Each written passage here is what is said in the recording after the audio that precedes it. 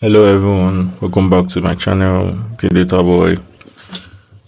Yeah, welcome back to the MySQL series. So far in this playlist, we have mainly focused on writing SQL queries to retrieve and analyze data.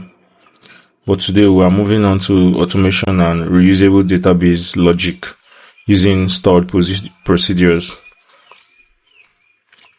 This one is one of the most important advanced SQL concepts used in real world applications. So basically, what is a stored procedure?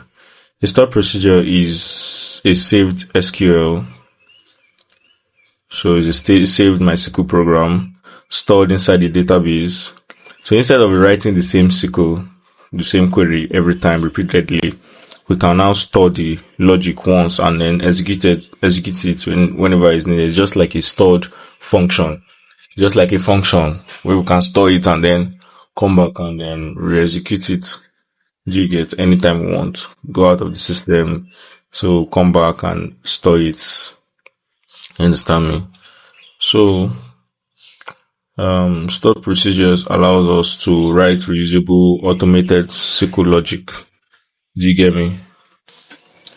So, unlike the view, which we just store the query and then you can rerun the query, it does not store the actual database. This one stores the database, stores in the database, come back and resist. But views do not do that.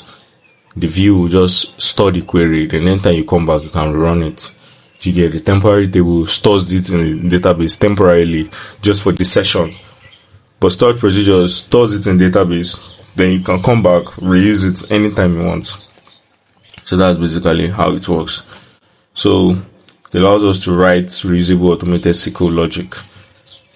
Why are they useful basically? So they're useful when you want to reduce repetitive codes, when you want to improve the performance of your codes, you want to centralize in business logic, you also want to improve maintainability, you want to increase security as well.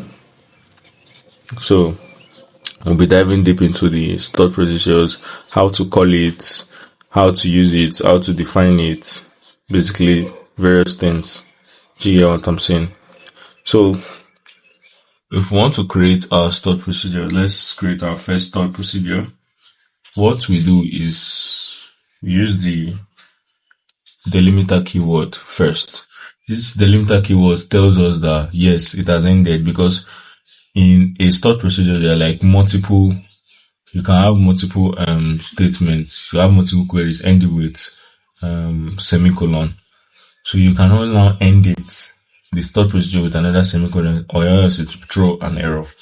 Basically say something like this: delimiter. Let's start from here, sorry. So delimiter, sorry.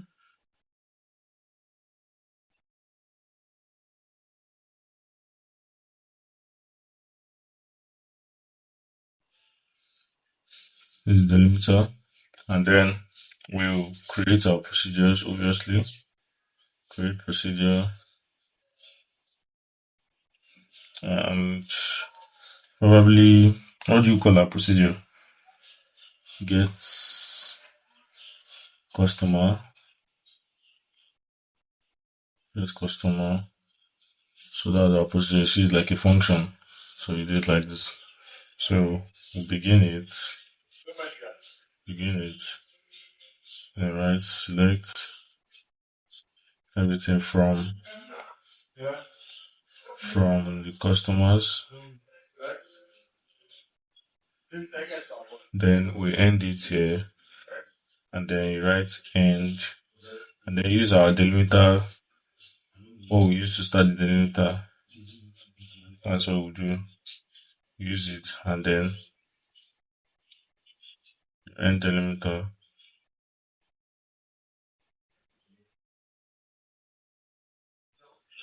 That is being run. And now we can now run it. We'll run it here. So table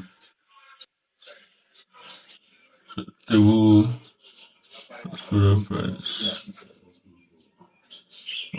Sorry about this. I'm coming. Let me select everything from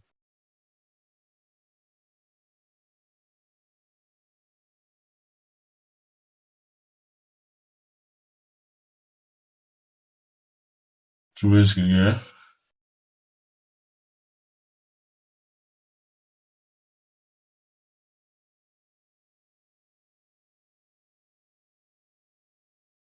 Should run. Yes. I did not run the delimiter together with it. Can you see? Now I will run it.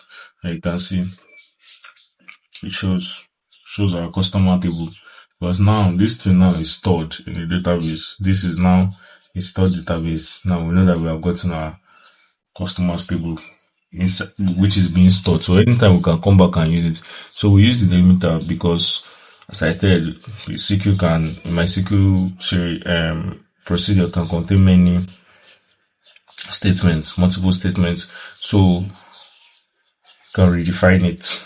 We can end it totally by writing the delimiter. If you not write the delimiter, you will just be having multiple columns, semicolon, multiple. This end signifies that yes, it has been ended, and then the delimiter signifies yes, the whole procedure has ended. So that's what it's saying. So um, the begin and the end wrap the SQL logic. So you can write another SQL logic under again, another SQL. So this delimiter shows that yes, it has ended. You can also use another delimiter. You can also use the dollar sign. Yes, you can use the dollar sign. You write delimiter again, you redo it and all of that. Do you get what I'm saying? So, so we can now execute the procedure instead of like running. You can write call get customer, just like calling the function, and then when we run this runs, right, this, it has been executed like this. The procedure has been created and executed. So this is where we basically execute the procedure. Now it has been stored. Do you get? So anytime we need it, we can now come back to it and then recall it. Do you get what I'm saying? So procedures with let's move on. Let's move on. Procedures with conditions. So this is the one we're looking for.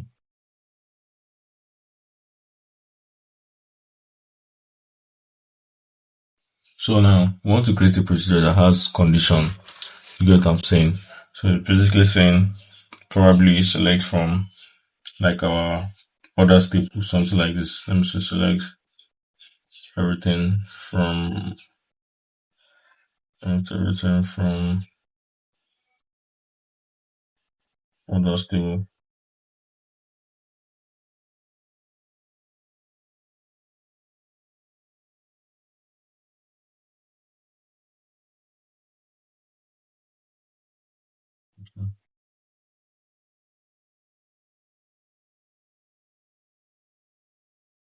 So now this is it.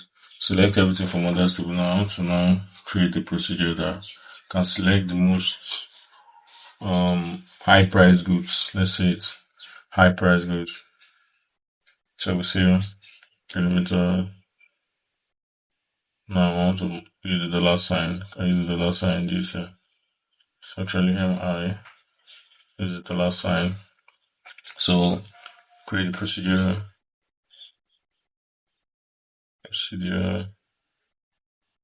and we'll call it a high priced goods.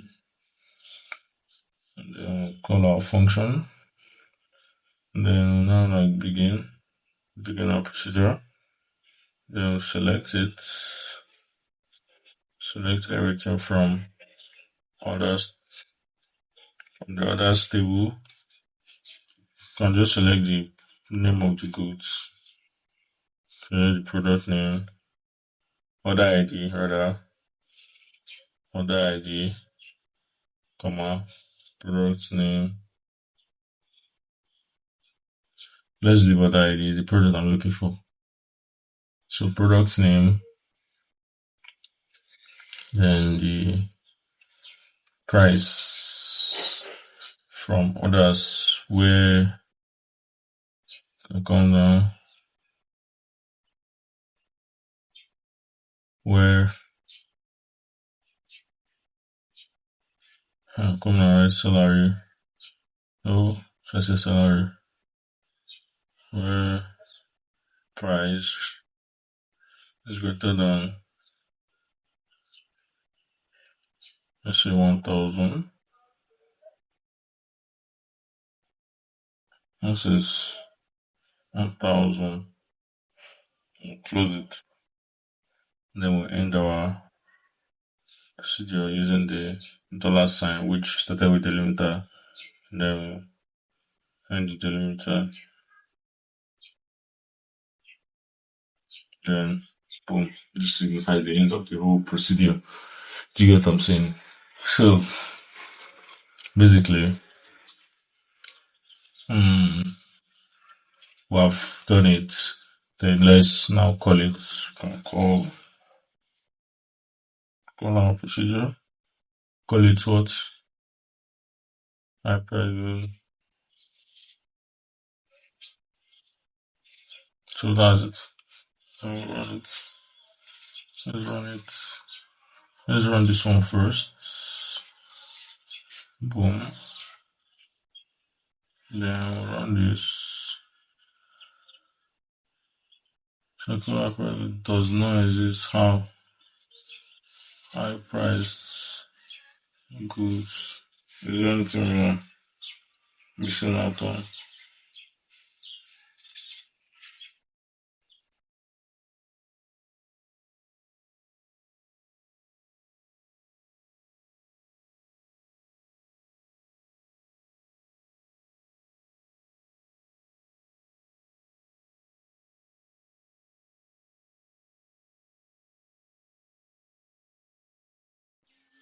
Alright, yes. So I've called it now.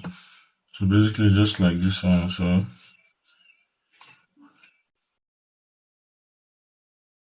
done this.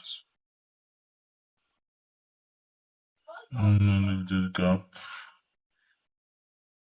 And call this again. Created. Then call.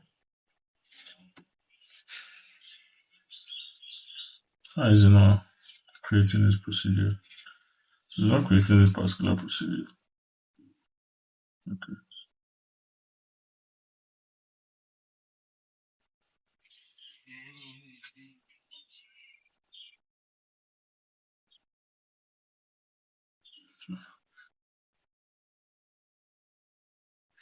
So it's selecting everything from, but you get the logic. That's it. You get the logic. Just like this one now, I've created the procedure high price goods and then we have called it. So can now recall it again. Let's call it again. And you can see it shows only goods that are high priced. You get, so you get the logic. So this is the logic for procedure arrangements. So now the limiter, like I said, this delimiter, like I said, let me explain to you well. So this delimiter now and this dollar sign shows that the whole procedure has ended. Now you can have multiple select statements in a procedure. Like I select name, select something like this. And I'll create delimiter, delimiter, let me use the dollar sign. Why do I keep using E? Say create procedure,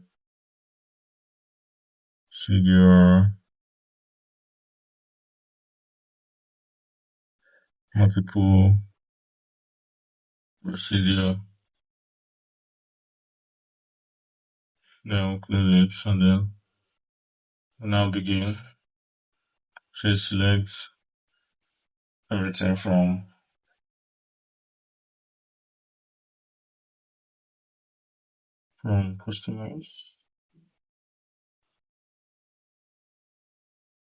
customers,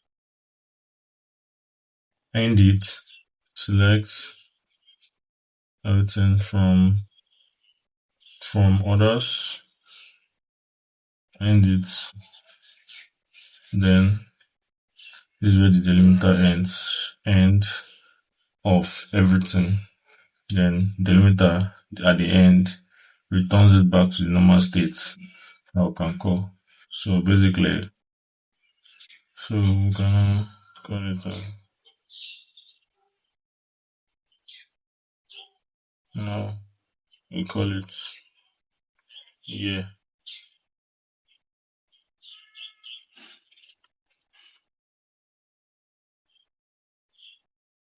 No, I price goods. Created the procedure, then we can now call the procedure multiple PL or CD, multiple underscore PL or CD.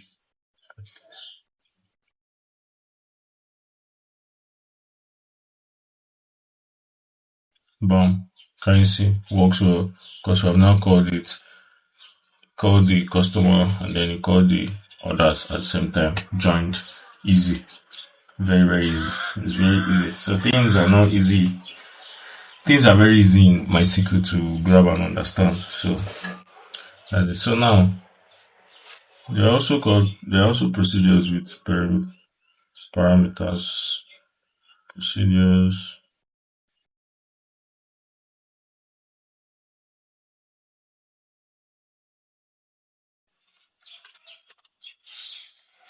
So those ones are the ones that you add parameter to it. So that anytime you want to do it, you now like call it and then add parameters to it. Do you get what I'm saying? So get something. Okay. Like element delimiter, delimiter. Okay. Right. Then let's use this sign this time around. Then watch me create procedure. We'll call it the customers table choice. Now, want to now begin the procedure. Begin.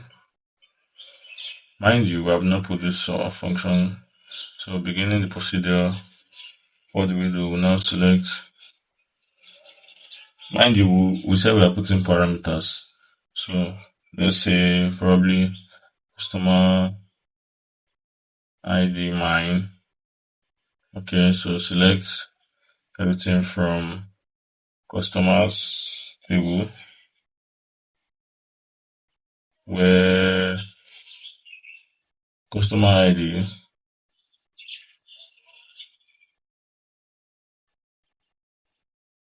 is equal to customer ID mine for mine. Okay. Then we have to put it integer. Okay. Customer then end it here. And then we end here using our delimiter and then we use our delimiter to end here. So basically this should work. Let's run this. Here the procedure created and then let's call the procedure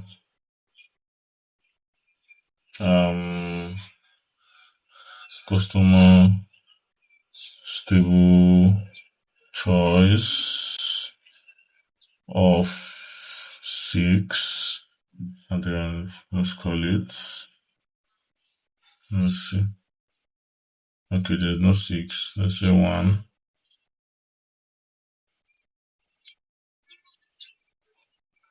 Okay, 1 is John Lagos. Can you see returns it? Very easy, very, very, very, very easy. So with this here, we are passing it. We have passed a parameter to it. So Initially, we use in, but now it works without in. We use this in and then we pass parameter to it. Before, this is the standard way, but now you can use it without in. Now, you get, but I would advise you to use it with get. So I'll pass the parameter now, we'll now refer it, making it dynamic. So it returns returns the customer from customer ID 2. You get. So that's how it works. So now guess what? We can also increase the number of parameters passed. You get. Let me now show you something. Let me show you something. Procedures, procedures, multiple parameters. That's basically it. So now let's call it delimiter. Okay. Then let's use the dollar sign now. See, we can use anything. So create procedure. Okay. So say um let's say high price and priced good range. Price good range. Okay. We'll not say basically we cannot say inside this put the minimum price should be integer and comma inside it as well. Maximum price should also be integer. Then we can now come out and close it. Okay. Close it here. Then we can begin. Then select everything from the orders table. Okay. Where our salary, our price is between the minimum price and maximum price. So end it here, and then we'll end it here. Dollar sign, which we started with. Then we'll now write our delimiter. And then we'll end it here. So now we can now create it from here. Okay, now let's call it.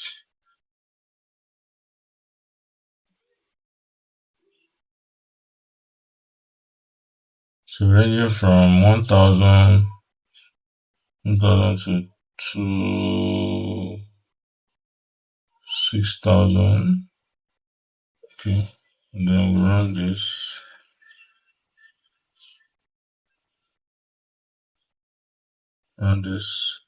So return all the prices from 1,000 to 6,000. I said there are only 4. You get. So basically, this is how it works. So allows us to set through the different range of salaries, as you can see. And this is using procedures, which is now stored and then called on. Do you understand? So very, very, very important aspect of MySQL programming. So the important thing I want to know about delimiter.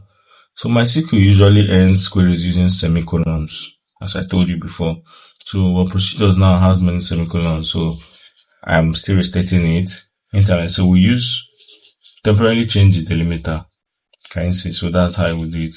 So that delimiter now is used to end it. Finally. You get, since it has multiple semicolon end. So we can now drop procedures if we want. Can drop our drop procedures. Try to drop procedure. So writing in block letters. Price, goods, range, then bam. You see, if you try and call it, to show you. Oh no, you don't know where I'm missing out. Okay, you don't need this. Sorry. Okay, bam, it drops. Now try and call this. Sad. It won't work. Can bet you. Not working. Can you see? Error code. This. So basically that's how it is. So procedures and normal query. Normal query will just run once. Procedure is now saved in the database and then reused normally.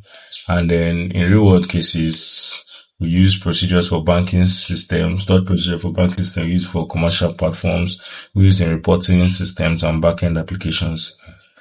There are some common mistakes we make in procedure. Some people forget the limiter, which is bad. Some people forget the begin and end, which begins the procedure statement.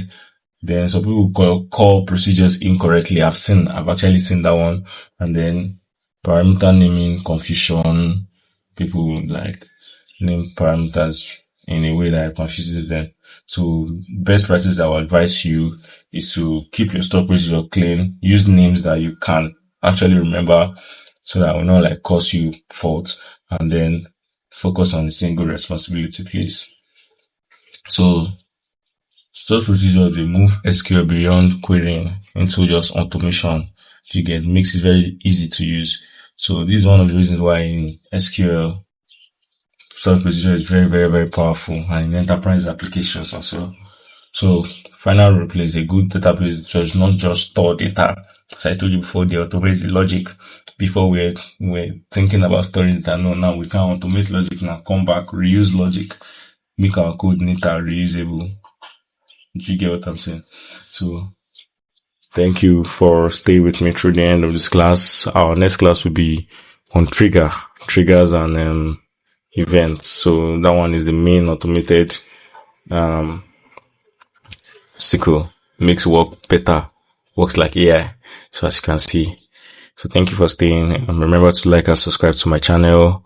To like and subscribe to my videos, subscribe to my channel, like my videos, comment, please, I beg you. Anything you don't understand, say it in this comment section, I'll reply it. God willing, our next class will talk about triggers and events, a more better automation. So thank you. I really do appreciate